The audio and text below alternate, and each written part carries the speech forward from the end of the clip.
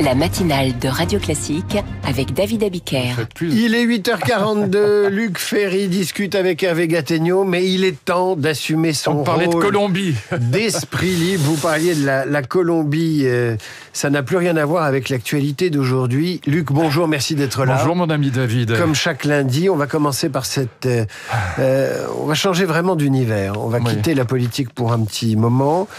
On va commencer par cette proposition du FSU-SNUIPP, syndicat d'enseignants visant à ôter les mentions Toussaint et Noël dans le calendrier scolaire. Elle a reçu la semaine dernière un avis favorable du Conseil supérieur de l'éducation, qui n'est qu'une instance consultative du ministère de l'Éducation nationale. Alors, comme vous êtes évidemment ancien ministre de l'Éducation, on est absolument sidéré parfois de la teneur de certaines discussions et des enjeux qui sont derrière. Pourquoi vouloir débaptiser le calendrier des vacances ? Pourquoi lui enlever la connotation culturelle, j'allais même pas dire religieuse, les vacances de Pâques, les vacances de Noël, c'est plus, Toussaint, on est plus proche de la culture que de la religion. Surtout que la religion catholique est en très grande difficulté, puisqu'il y avait 45 000 prêtres en France en 1950, il en reste 4 500 aujourd'hui. 95% des Français se disaient catholiques en 1950, ils sont 45% aujourd'hui. Donc on peut pas dire que le catholicisme menace et les vieilles dames catholiques assassinent rarement les gens dans la rue, donc c'est pas vraiment le sujet. En plus, ce qui est fascinant chez le SNUIPP, donc qui est le principal syndicat du premier degré, que vous avez pratiqué. Vous avez passé des heures tous les jours avec ces gens-là. Ah oui. C'était d'ailleurs pas les pires, mais ce qui est dingue, c'est qu'ils ne comprennent absolument pas ce que c'est que la laïcité. C'est ça qui est sidérant. Ça n'a absolument aucun rapport avec l'éradication de l'histoire, à moins qu'on prenne la révolution culturelle chinoise ou l'Union soviétique des années 30 comme modèle.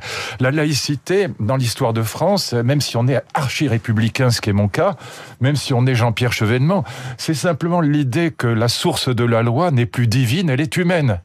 Autrement dit, c'est le Parlement qui fabrique la loi, c'est pas un texte religieux, on n'est pas dans une théocratie, c'est la fin du théologico-politique, c'est ça la laïcité. Ah, pour vous c'est ça, c'est pas pour moi, c'est l'histoire de France. Mais pour beaucoup de Français, c'est la séparation de l'Église et de l'État. C'est le cas. La séparation de l'Église et de l'État, elle se fait à l'Assemblée nationale. Donc la naissance de la laïcité, c'est la naissance de l'Assemblée nationale dans le sillage de la Déclaration des droits de l'homme de 1789. Ça commence dans la production de la loi. C'est ça. C'est l'humanisme juridique. C'est la fin du théologico-politique. C'est ça qui nous sépare des théocraties. Vous voyez, où la loi a une origine religieuse. Mais c'est ça qui nous sépare aussi du droit divin dans l'Ancien Régime. Et donc, ça n'a rien à voir avec l'éradication de l'histoire, sauf si on prend comme modèle la révolution culturelle chinoise, ce qui est quand même délirant. Et ce qui est dingue, c'est que la FCPE, qui est la principale organisation donc de parents d'élèves de gauche, défend ce projet, qui a été voté, écoutez bien David, par 44 voix contre 7. Au Conseil supérieur de l'éducation qui est installé de mon temps, salle Condorcet au ministère. Ils n'ont pas assez de changer les programmes tous les ans, il leur faut aussi changer le nom du calendrier. Oui, mais surtout cette idée que le rôle de la gauche, c'est d'éradiquer le christianisme, alors qu'il est en plus... Et c'est ça mon deuxième propos, c'est que le christianisme est à l'origine de la laïcité.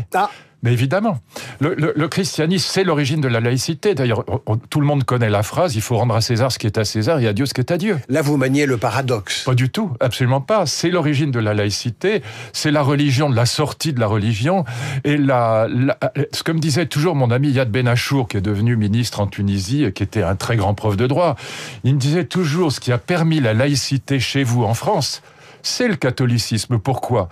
Parce que, écoutez bien ça, parce que c'est extraordinairement profond. Et c'est ce que me disait toujours ce grand prof de droit tunisien. Il me disait, vous avez une religion, la religion chrétienne, la religion catholique pour l'essentiel en France, mais protestants c'est pareil. Vous avez une religion qui ne juridifie pas la vie quotidienne. Et c'est ça qui permet la laïcité. Parce que vous n'avez pas, même pour les catholiques les plus fervents, vous n'avez aucune obligation religieuse dans la vie quotidienne civile. Donc vous pouvez rendre à César ce qui est à César et à Dieu ce qui est à Dieu. On n'a pas d'obligation le vendredi de manger du poisson, d'aller à la messe le dimanche, tout ça, non. Non, c'est des bêtises inventées par les papes au 19e siècle. C'est pas comme la cache-route ou le haram, le halal chez les c'est pas dans l'évangile. D'accord. Vous pouvez lire l'évangile de Jean, ce que j'ai fait en long, en large et en travers. Il n'y a aucune obligation juridique dans la vie quotidienne dans ce que dit Jésus. C'est peut-être pour ça. Ni ce qu'on doit manger. C'est peut-être aussi pour ça que le catholicisme a si bien marché. C'est vrai aussi que ça a aidé beaucoup parce que l'épisode le plus beau, à mon avis, dans l'Évangile, moi, c'est celui que je préfère. Il est vraiment à l'origine de la laïcité. C'est évidemment la femme adultère. Et ce que fait le Christ quand les orthodoxes veulent absolument lapider cette femme. Bon, le Christ se met en marge de ce mouvement de foule qui veut lapider cette femme adultère. Il se met de côté, puis il dessine dans le sable. Il décide des petites choses dans le sable, on ne sait pas exactement quoi. Et il dit cette fameuse phrase que celui qui n'a jamais péché lui jette la première pierre. Bon, et donc ça veut dire qu'il considère qu'on peut, au nom du cœur, au nom du forum intérieur, au nom de la justice intérieure, du cœur, de l'amour, c'est ça que ça veut dire, on peut pardonner. Et c'est pas la loi qui compte. Et Brassens qui chante « Ne jetez pas la pierre à la femme adultère ». Je suis derrière, malheureusement, il y a cette phrase aussi. Magnifique chanson. Voilà, le christianisme est à l'origine de la laïcité. Au fond, seules les nations chrétiennes ont pu placer à la laïcité. J'aime beaucoup le judaïsme, mais c'est très difficile d'avoir un mariage non religieux, un mariage civil en Israël, c'est très difficile. Bon, et donc, c'est encore aujourd'hui très difficile. Israël est une vraie démocratie, mais c'est comme une théocratie. Vous voyez ? Luc, on va évoquer rapidement la formation du gouvernement, voire sa déformation à partir de ce soir ou demain, qui est marquée notamment par la stabilité des têtes d'affiche, le retour de Bruno Le Maire. C'en est comique, oui. Voilà, le retour de Bruno Le Maire et puis son arrivée au gouvernement qui n'a pas été annoncée à Bruno Retailleau, ce qui crée aujourd'hui un psychodrame, alors qu'on a un gouvernement qui ressemble au précédent. Le précédent donnait toute satisfaction aux Républicains et là, à cause de Bruno Le Maire, ils se saisissent de ce prétexte pour dire il n'y a pas de rupture, donc on va rompre.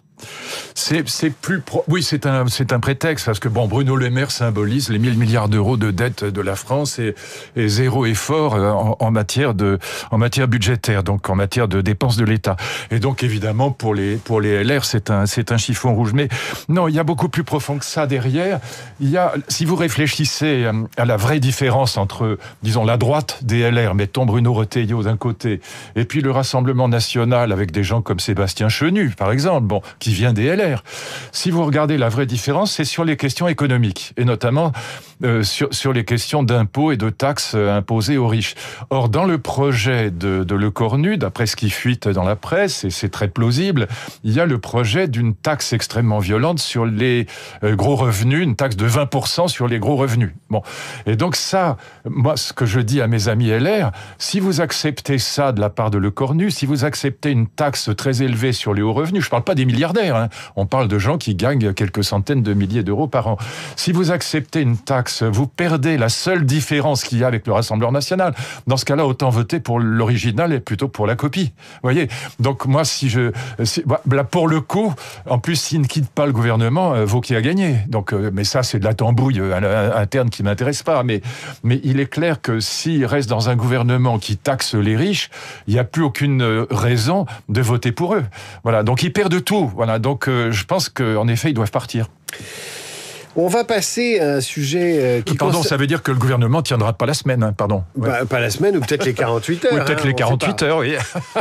On saura demain... La France est à l'arrêt par un mouvement qui s'appelle En Marche. Il faut quand même garder ça.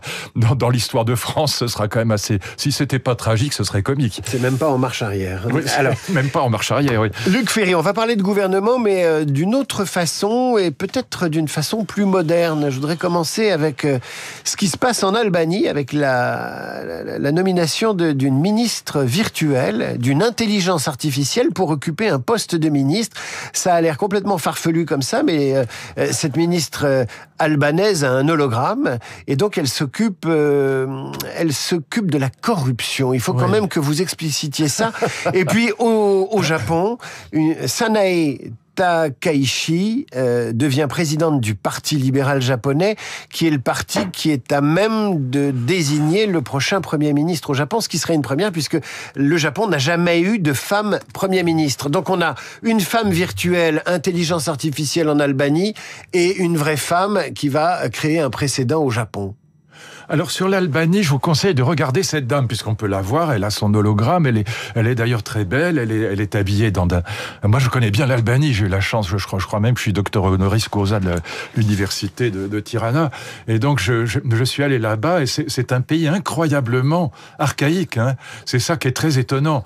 Et donc ce Premier ministre albanais, il a décidé de nommer une IA pour lutter contre la corruption, et donc cette IA, cette intelligence artificielle, elle est remplie de connaissances économiques et budgétaires et de principes juridiques qui lui permettent de lutter contre la corruption. Il a fait ça, et d'ailleurs, moi j'ai écouté son discours est magnifique, hein, très intelligent. Elle est en tenue traditionnelle, hein. Et il y a des contre-plans ou des contre-chants sur les collègues du Parlement qui écoutent son discours et qui ont l'air absolument consternés et désespérés. Et l'opposition est folle de rage parce qu'en effet, cette dame, cette intelligence artificielle, elle va lutter contre la corruption sans être soumise à des pressions, quelles qu'elles soient. Donc c'est ça qui est assez amusant. Donc il a fait ça exprès, évidemment, c'est une provocation. C'est une provocation, mais en même temps une dimension méthodologique et pédagogique. Qui est assez géniale. Et encore une fois, cette dame, cette IA, elle est extraordinairement intelligente, elle est très convaincante, elle est charmante, et puis elle dit des choses qui sont nourries manifestement d'une très très grande compétence. Donc ça, c'est une première dans l'histoire humaine quand même. Voilà. Une autre première dans l'histoire gouvernementale japonaise, c'est une femme qui s'apprête à diriger le gouvernement japonais, Sanae Takaichi. Alors les Japonais sont plutôt machos en politique, les femmes y sont sous-représentées, et là c'est comment vous interprétez cette première ? C'est vraiment l'évolution, quand même, l'émancipation des femmes, parce que c'est quand même le pays des geishas, ce qui n'est pas exactement le féminisme. Ah oui, c'est clairement le contraire même. C'est le contraire absolu. Bon. Et donc on a là quand même une évolution. Moi qui ai 3 filles, je dirais que c'est ça le vrai féminisme, c'est ça qui m'enchante, parce que chaque fois que je vois une femme accéder à des postes de responsabilité, et là vraiment c'est un poste, on peut pas trouver plus important, même quasiment dans le monde, parce que le Japon est un pays, enfin pensez à ce que c'est que Toyota, à ce que c'est que les entreprises japonaises, à ce que c'est que la tech japonaise, bon, c'est quand même extraordinairement important. Et c'est un empire. C'est un empire. Et ça, je trouve que c'est le vrai féminisme, ça c'est la véritable émancipation des femmes, parce que pour toutes les petites filles, ça donne un espoir. Vous imaginez au Japon ce qu'elles doivent penser